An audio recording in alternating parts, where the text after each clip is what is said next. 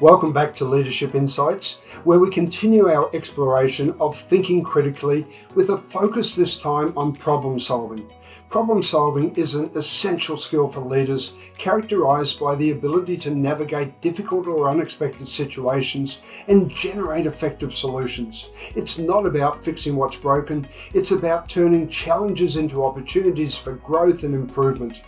Effective problem solvers are quick to identify issues, seeing them as a potential gateway to innovation rather than obstacles. They possess a sound ability to collaborate, engaging their teams to evaluate situations thoroughly and creatively. This collaborative approach ensures diverse perspectives are considered, leading to more robust and sustainable solutions. Leaders who excel in problem solving cultivate a proactive mindset within their teams. They encourage open communication, foster an environment where questions are welcome, and emphasize the value of learning from past experiences.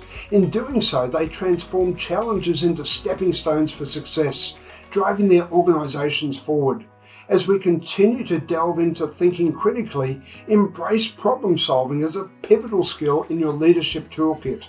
Harness its potential to elevate your organization's adaptability and resilience in today's ever-evolving business landscape.